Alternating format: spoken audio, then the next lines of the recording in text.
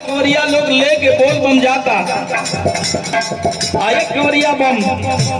एक बम से कहता रे, कहा कहता रे मास्टर,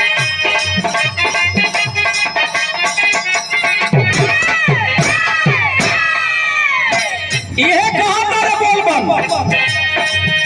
अरे ले ही ले कंवरिया बिलम जनिकार,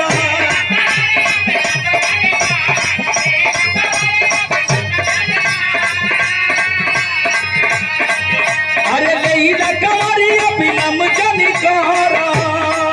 जब भी जलावा चढ़ावे देव घर जाला,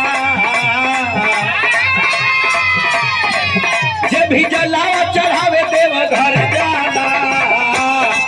जिब्बे भोला के नजर पड़ जाला, जिब्बे भोला के नजर पड़ जाला, इनकिया संवर जाला,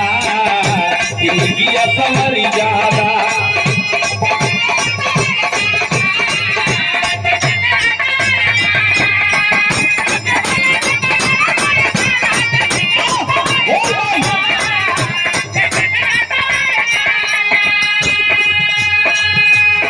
बिलम जनिकार,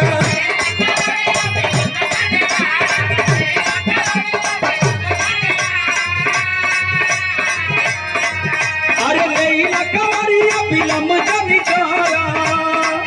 जब भी जलावा चढ़ावे देव घर जाला, जिब्बे भोला के नजर पड़ जाला,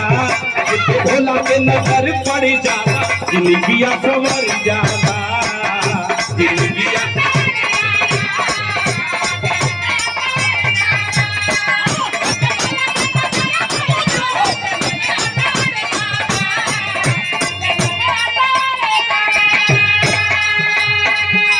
डमरूधारी से कंवरिया कहता रे, डमरूधारी हावे तीनों लोक के राजा हो,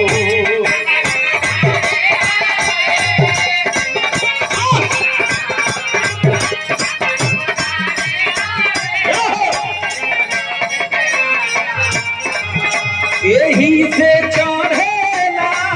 भंगिया औरी गाजा हो,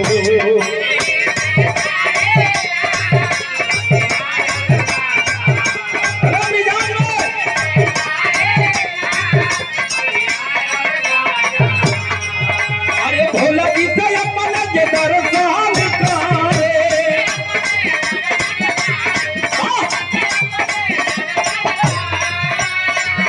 अरे भोला जी के अपना जे दर्शन करे, अरे सचहु में जिंदगी तर जाला, जिब्बे भोला के नजर पड़ जाला,